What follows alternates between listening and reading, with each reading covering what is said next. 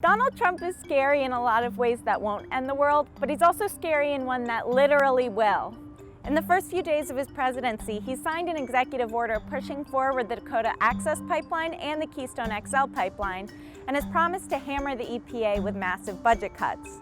I talked to Dr. Sonali McDermid, an environmental scientist at NYU, to learn just how scared we should be of climate change under Trump and whether or not there's anything we can do about it.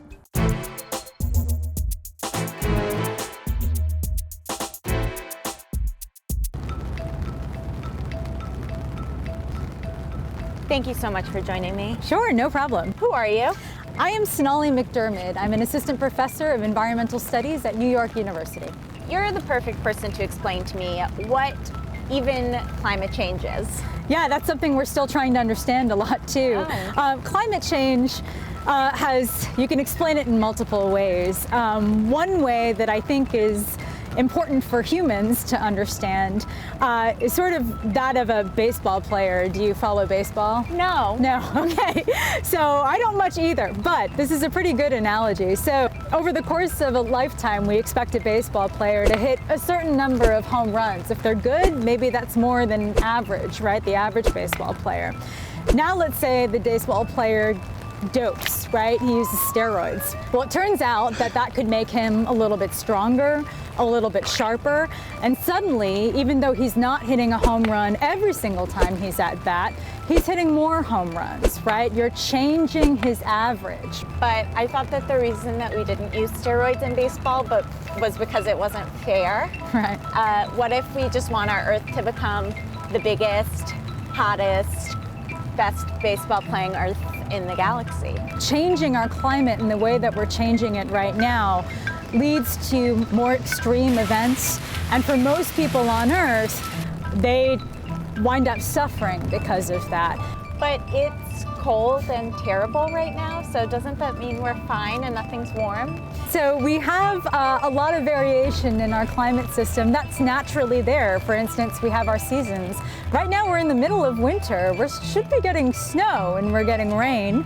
And so our seasons will be there regardless. We have broken heat records every single year consecutively for the last 10 years over the summer and the winter. In fact, this winter and even last winter, we had our lowest extents of Arctic sea ice.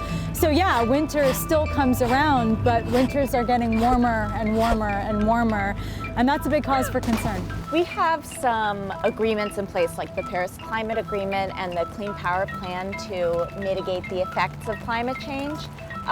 What do those actually do? Those agreements are in place to, number one, limit national, even individual in some cases, global emissions of greenhouse gases.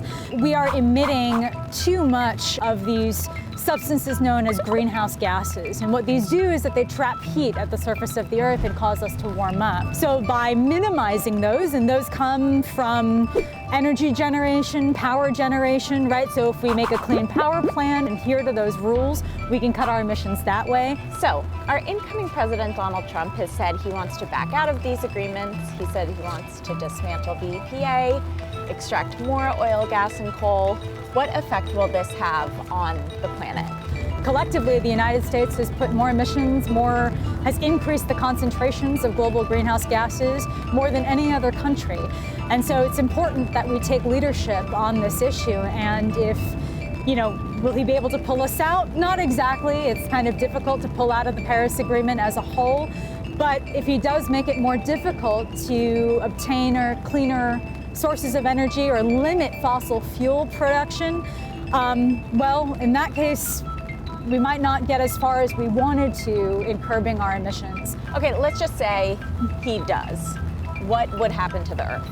Under the worst case scenarios, we'd see large increases in the number of extreme events. We might see more powerful hurricanes. We might see much longer droughts. We might see it being more difficult to obtain freshwater resources. And we could see by 2100 sea level rise that's enough to take out parts of lower Manhattan and parts of the outer boroughs. So are you and your colleagues afraid?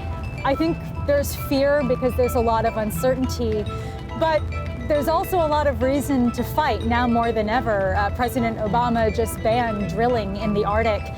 Currently, we have enormous marine protected areas now, the biggest one off the coast of Hawaii that we formed recently. So I think right now, as a community, environmental scientists, conservation scientists, anyone and concerned citizens have a lot to fight for now more than ever.